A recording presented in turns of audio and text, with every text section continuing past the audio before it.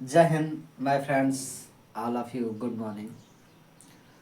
Today, current affairs, 3 February, most important current affairs.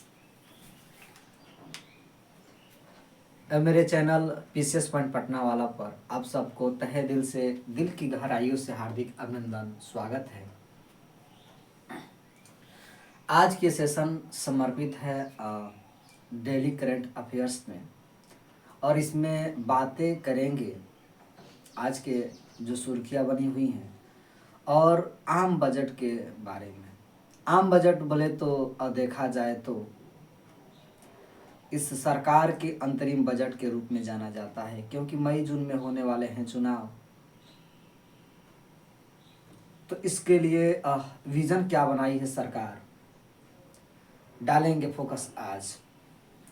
Attack पहले question पे करते हैं। अभी खेलो इंडिया यूथ गेम्स 2024 में पहला स्थान कौन सी राज्य अपना नाम कर लिया है और इसका आयोजन देखा जाए तो इसका आयोजन कहाँ किया गया। तो सबसे पहले देखेंगे कि विजन यहाँ विजयी कौन घोषित होता है।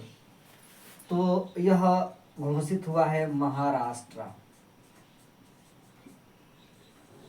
महाराष्ट्र मतलब पहले स्थान पर आया है और दूसरा स्थान पर देखा जाए तो टीएन आया है, तमिलनाडु आया हुआ है। लेकिन इसका देखा जाए तो संस्करण की जब बात किया जाएगा तो कि यह संस्करण का स्थान जो होगा कहाँ पे आयोजित किया गया था, तो तमिलनाडु में ही आयोजित किया गया था। और इस खेलो इंडिया यूथ गेम्स की अगर देखा जाए संस्करण तो यह 6 था। आई मीन्स इसकी शुरुआत कहीं ना कहीं 2018 तो नहीं था, हाँ सही समझे कि इसकी शुरुआत 2018 में किया गया था, ठीक है। और यह हमने देखा कि 19 जनवरी से लेकर 31 जनवरी के मध्य इसका आयोजन किया गया था। इसमें देश विदेश के खिलाड़ी प्लेयर्स, देश के खेलो इंडियाज है ना, तो सभी देश के प्लेयर इसमें शामिल हुए। स्क्वैश एक गेम होता है और इस गेम को पहली बार इसमें शामिल भी किया गया है। नेक्स्ट क्वेश्चन देखते हैं कि खेलो इंडिया यूथ गेम्स में जब आता है कि खेल मंत्री कौन है और इसका उद्घाटन किसने किया, तो खेल तो मंत्री है अनुराग सिंह ठाकुर। अनुराग सिंह ठाकुर, किंतु इसका उद्घाटन देखा जाए तो पीएम नरेंद्र मोदी के द्वारा क्या किया जाता है, पीएम नरेंद्र मोदी जी के द्वारा किया जाता है। नेक्स्ट क्वेश्चन तो बहुत चौड़ा है, लंबा है, बड़ा है और इससे रिलेटेड आपके एग्जाम्स में तबाही मचाने का कार्य करेगा अगर बजट से रिलेटेड क्वेश्चन पूछ दिया तो। कहा कि अभी financial minister of India Nirmala Sitharaman 2024 में अपने कार्यकाल का कौन सा बजट, कितना नंबर का वह बजट अपने कार्यकाल के दौरान पेश किया है। तो यह है भी छठा बजट ये पेश किए हैं अपने कार्यकाल के दौरान, ठीक है। और इनका जो बजट रहा 58 मिनट का रहा, 58 मिनट का रहा। और यह बजट जो है टैबलेट लेकर आई हुई थी और टैबलेट में पढ़कर बताने का प्रयास किया है। इसके समय अगर देखा जाए तो आपको लगता है कि बजट सर्वाधिक बार यह निर्मला सीतारमन पेश की हैं, जो लगातार 6 बार दिख रहा है। लेकिन आपके दिमाग का एक भ्रम है। क्यों भ्रम है कि इससे पहले भी कोई इसके दादा रह चुका है, यानी दादा की इसका देखा जाए तो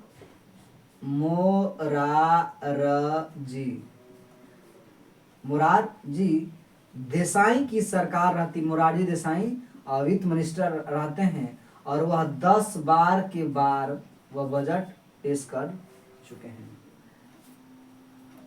लेकिन क्या आपको जहन में नहीं लगता है क्या क्या कि जब देश आजाद हुआ था, जब देश आजाद हुआ और देश का पहला बजट पेश करने का श्रेय किस मानव को पड़ता है, जाता है? तो आप सब जानते होंगे कि आर.के. षणमुगम सेठी नाम के व्यक्ति रहते हैं। क्या नाम रहता है? आर.के. षणमुगम सेठी के द्वारा यह पेश किया जाता है, यानी कि आर.के. षणमुगम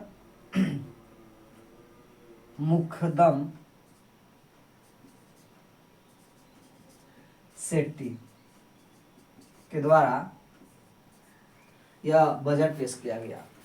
फिर हमने देखा कि महोदय, स्वतंत्रता के बाद में अगर देश का अगर हालात बना तो आप सब जानते होंगे कि इंडियन नेशनल कांग्रेस पार्टी थी, INCP के नाम से जानी जाती है। जब देश आजाद हुआ तो इसके अध्यक्ष कौन थे? यानी 15 अगस्त के समय, 15 अगस्त 1947 के दिन यानी के समय अध्यक्ष कौन थे? INCP के, इंडियन नेशनल कांग्रेस पार्टीज के।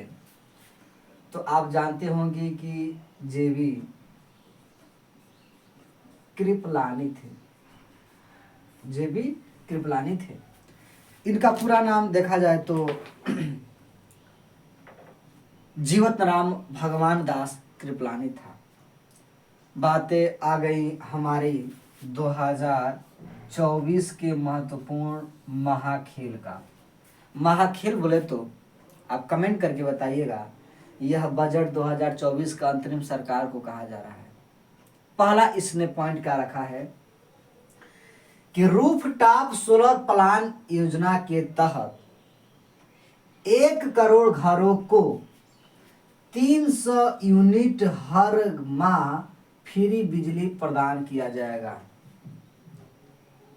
योजना का नाम याद रखिएगा, राइट डाउन कर लीजिएगा, और जब मेरा क्लास सेशन स्टार्ट होता है देखने से पहले आप ज्ञान के सागर में गोता लगाने के लिए आते हैं तो पेन और कॉपी उठा लिया करिए, क्योंकि सवाल तो 2 होगा, 1 होगा, लेकिन जवाबों का भंडार, क्वेश्चन की दुनिया जो होगी बहुत लंबी चौड़ी हो जाती है। रूफ टॉप सोलर प्लान योजना, फिर पूछेगा कि यह किसकी योजना है, कमेंट करके बताइएगा। यह जब पूरे घरों में यह फ्री बिजली दे रहे हैं, राज्य सरकार की तो जिम्मेवारी नहीं हो सकती है। तो यह रूफ टॉप सोलर प्लान योजना आप बजट को पढ़ाते, यानी कि केंद्र सरकार की बजट है।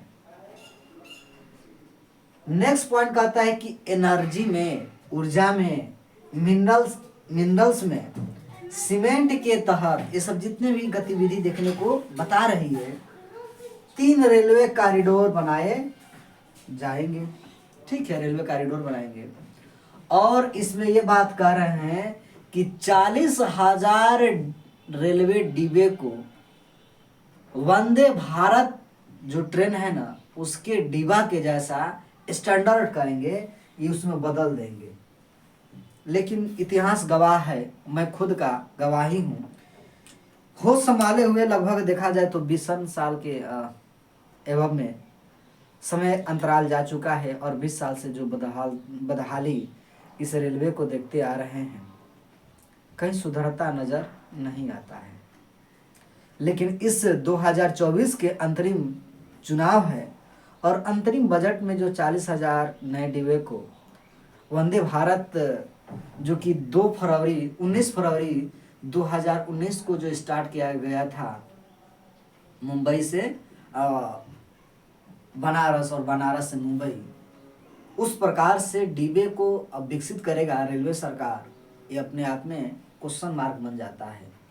जब रेलवे की बात आती है तो आप सब देख रहे होंगे कि ट्विटर पर क्या चल रहा है और सरकार कितनी सीटें दे रही हैं एलपी के लिए या जो भी सीटें हैं, कहीं ना कहीं मुझे लगता है कि सरकार आम जनता के ब्रेन और दिमाग को बैठा देना चाहती है, कि सोचने को मजबूर कर देती है या करने को मजबूर कर देती है कि भाई आप हमको केवल वोट दीजिए, आप मर जाइए, तड़प जाइए, हमको इससे मतलब नहीं, आपके वोट से हम राजा बनेंगे, तानाशाही बनेंगे और हम 30 लाख 40 लाख की गाड़ी पर चलेंगे।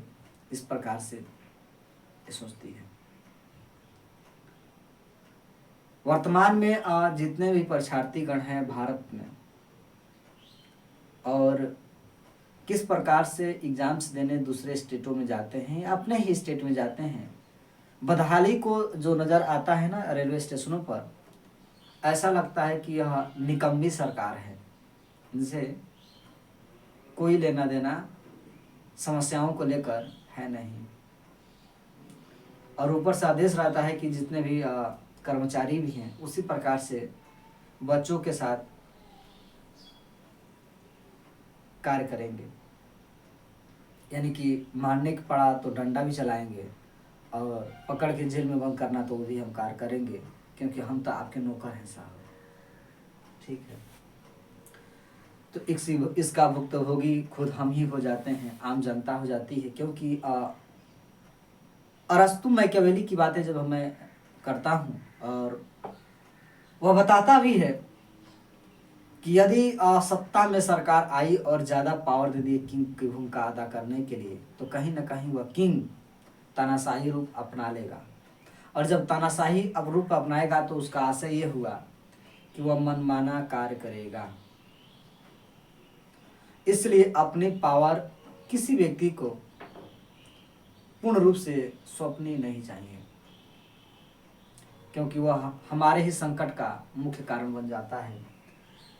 फिर कहते हैं कि उड़ान एक योजना आती है, और उड़ान योजना के तहत छोटे शहरों को जोड़कर 517 नए रूट बनाए जाएंगे। 517 नए रूट बनाए जाएंगे कि कनेक्टिविटी प्रदान किया जाएगा।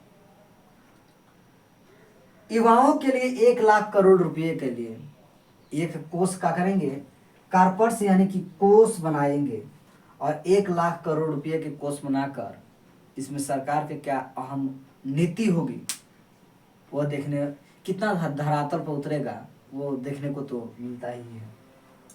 ग्रामीण आवास योजना के तहत अगले 5 सालों में यह टारगेट रखी है सरकार ने कि अगर मेरी सरकार आ जाती है तो 5 सालों में गरीबों के लिए 2 करोड़ घर बनाए जाएंगे। ठीक है, रक्षा कार्य के लिए देखा जाए तो 11.1% की बढ़ोतरी किया गया है, यानी कि जीडीपी जो है ना, जीडीपी में देश का जितना पैसा है उसमें 3.4% खर्च सेना पर किया जाएगा, ये बात ये कह रहे हैं।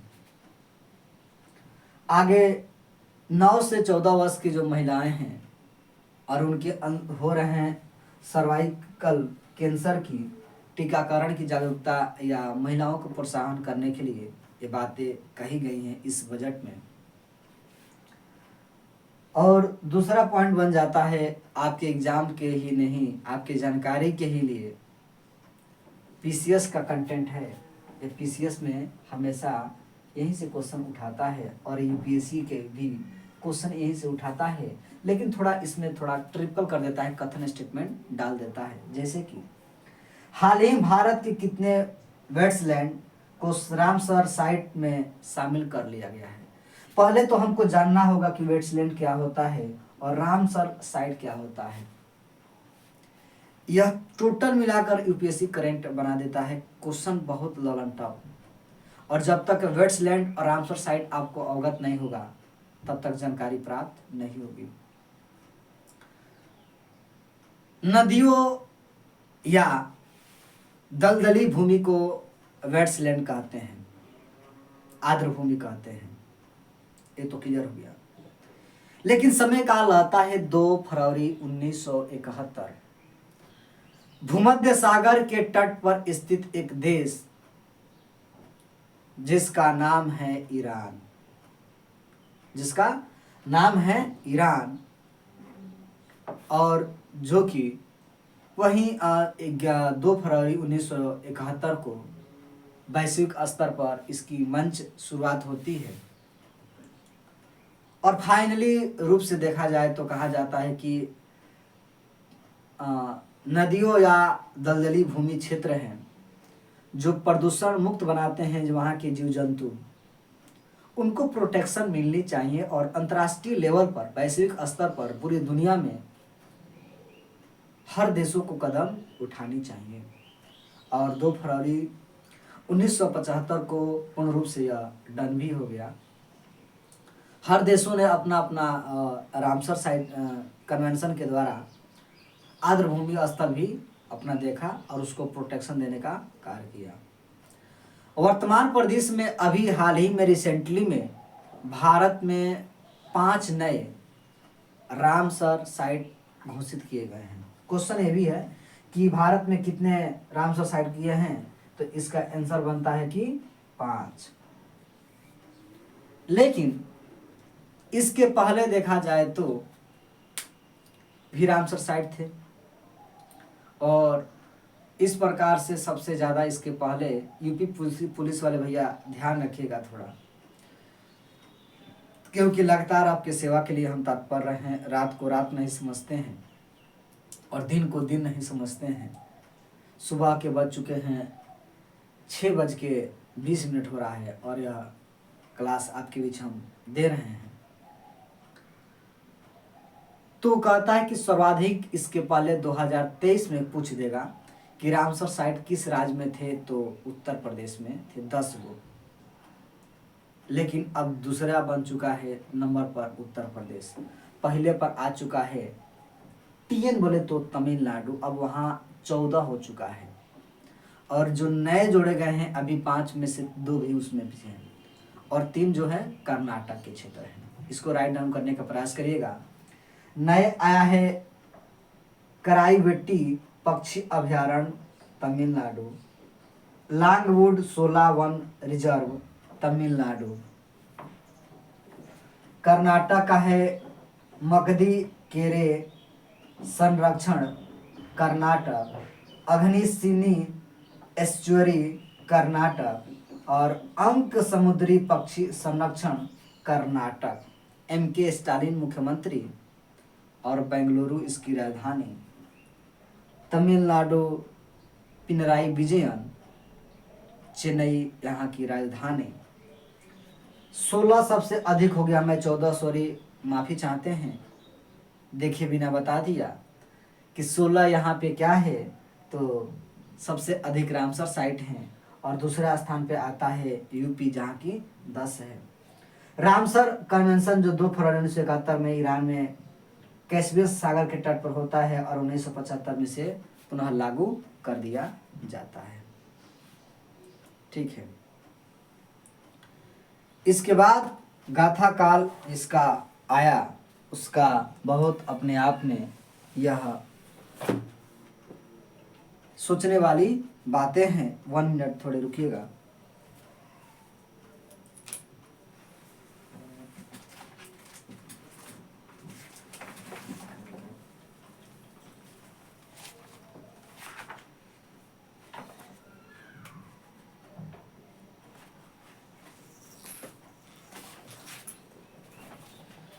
हाँ, हमने शॉर्ट वीडियो भी बनाया था नेक्स्ट क्वेश्चन के लिए कि आरबीआई के द्वारा किस बैंक में ट्रांजैक्शन पर रोक लगा दिया गया है। वह बैंक जो 2017 में बनी हुई थी, जिसका नाम आप सब जानते होंगे कि पेटीएम पेमेंट बैंक है। पेटीएम पेमेंट बैंक है और आरबीआई इसकी घोषणा 31 जनवरी को कर देती है। 31 जनवरी को कहती है कि आरबीआई के जो रूल रेगुलेशन है, रूल रेगुलेशन के अकॉर्डिंग आपका कार्य नहीं किया जा रहा है, कार्य नहीं किया जा रहा है। जो कि देखा जाता है तो पेटीएम की शुरुआत होती है आपको 2017 में। और विजय शेखर क्या नाम है इनका, विजय शेखर शर्मा जी इसके संस्थापक के रूप में भी जाने जाते हैं। विजय शेखर शर्मा इस पेटीएम पेमेंट बैंक के संस्थापक। बात कर लेंगे थोड़ी सी बातें आरबीआई की।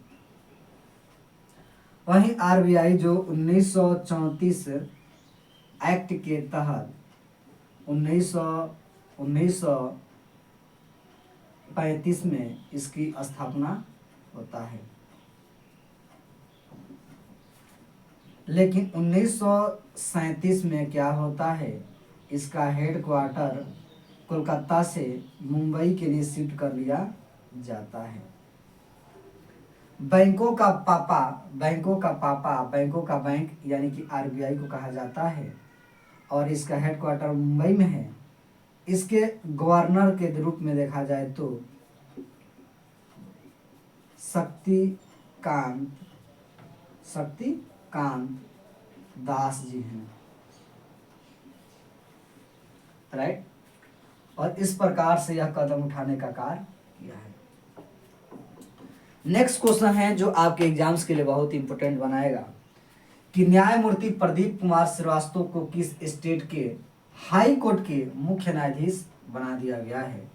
वह राज्य है झारखंड चलता है और खंडित हो चुका है, यानी कि झारखंड। खंडित मने इसलिए मैं स्टेटमेंट दे दिया, खंडित मोने तो बिहार से जुदा हुआ यानी कि बट गया, झार और खंड, झारखंड। इस झारखंड हमेशा चर्चा में बना हुआ है इसलिए, और यहाँ क्वेश्चन भी मैं लेकर आया हूं कि थोड़ी नॉलेज की बातें कर लिया जाएगा। चर्चा में इसलिए बनता है कि यह पहली बात तो कि यह 15 नवंबर 2000 सन को इसकी स्थापना किया जाता है और वर्तमान में इसके सीएम थे हेमंत सोरेन और यहाँ के गवर्नर के रूप में देखा जाए तो सीपी राधा कृष्णन है, ठीक है। इसकी अगर देखा जाए तो कैपिटल बोले तो राजधानी रांची, और रांची से संबंधित बातें यह हैं कि एमएस धोनी का भी अगर स्टेट देखा जाए तो रांची से ही है। चर्चा में रहा कि हेमंत सोरेन की गिरफ्तारी हो जाती है और उसके बाद नए सीएम के रूप में चंपई सोरेन बनते हैं यहाँ के मुख्यमंत्री। इसके बाद हम देखेंगे कि चंपई सोरेन को देखा जाए तो झारखंड का टाइगर के नाम से जाना जाता है, इसलिए कि 2005 से 2024 के डेट में लगातार एमएलए हैं, मेंबर ऑफ लेजिस्लेटिव असेंबली हैं। ये जो मुख्य बातें 10 रही थी हमने झारखंड को बताया। बिरसा मुंडा का संबंध अगर देखा जाए तो बिरसा मुंडा का संबंध यह झारखंड से ही है, जो पहले बिहार का हुआ करता था, लेकिन चलिए हमसे जुदा हो गया, कोई बात नहीं। जब तुम किसको चाहो, मैं तुमको चाहूँ, तुम किसी और को चाहो, कैसी है बात। तो वही बात है कि अब महत्वपूर्ण जो नियुक्तियां हैं हम देखने के प्रयास करेंगे। यूनियन पब्लिक सर्विस कमीशन जो डॉक्टर मनोज सोनी इसके प्रमुख हैं, अध्यक्ष हैं, लेकिन नए रूप में देखा जाए तो सिलवर्धन सिंह इसके सदस्य बनाए जाते हैं। सिलवर्धन सिंह इसके नए अध्यक्ष नए मेंबर बनाए गए हैं। जब मेरे मित्र यूपीएससी की बात करता है तो 315 से लेके और 323 तक आर्टिकल में यह बातें किया गया है यूपीएससी का, यानी संघ एवं राज्य की लोक सेवाएं होंगी। ठीक ना, मैं पूरा बता दिया हूँ। महाराष्ट्र के नए डीजीपी किसे नियुक्त किया गया है? एक महिला को नियुक्त किया गया है जिनका नाम है रश्मि शुक्ला। तो रश्मि शुक्ला को बनाया गया है। फिर कहता है भूटान जिसकी राजधानी कहाँ है? थिम्पू है। सेरिंग टाबगे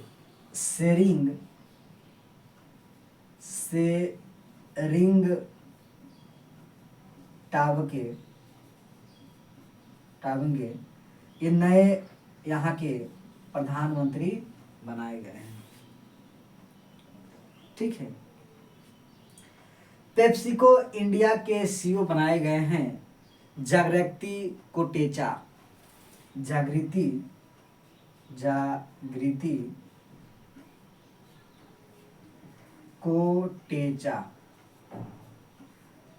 पेप्सिको इंडिया के नए सीईओ। विदेश मंत्रालय के प्रवक्ता अभी हाल ही में नए बनाए गए हैं जिनका नाम है जायसवाल जी हैं, रणधीर जायसवाल। क्या नाम है? रणधीर जायसवाल।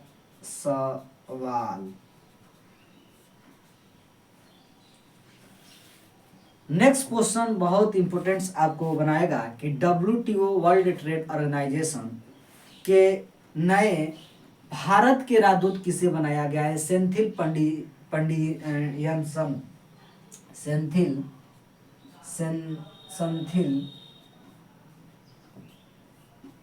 पंडितयन को बनाया गया है।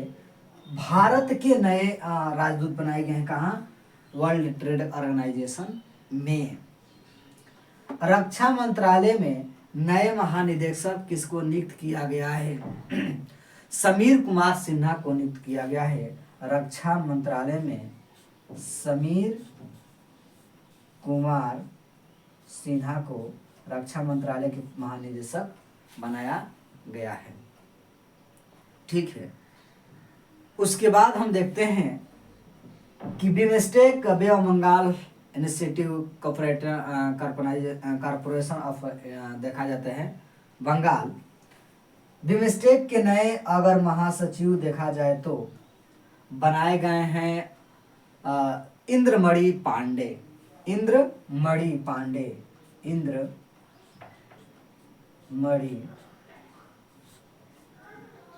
पांडे। और लास्ट क्वेश्चन आपके एग्जाम्स के लिए बहुत इम्पोर्टेंट है कि उत्तर भारत का पहला मानव डीएनए बैंक किस संस्थान में बनाया जा रहा है? तो इसका आंसर बनेगा BHU, भारतीय हिंदू विश्वविद्यालय, जो 1916 में पंडित मदन मोहन मालवीय के द्वारा स्टार्ट किया जाता है। तो मेरे मित्र आज के सेशन यहीं पे समाप्त करते हैं। उम्मीद करते होंगे कि आज के सेशन बहुत अच्छा लगा। अगर आप नए इस चैनल पर आए हैं तो चैनल को सब्सक्राइब कर लीजिए ताकि इस प्रकार से वीडियो आपके पास आपकी स्क्रीन पर नाचते हुए पहुंच जाएगा जैसे मेरा वीडियो अपलोड होगा या लाइव क्लासेस की घटना अगर देखी जाएगी तो फिर मिलते हैं 9 बजे लाइव क्लास के साथ। टेक केयर, जय हिंद।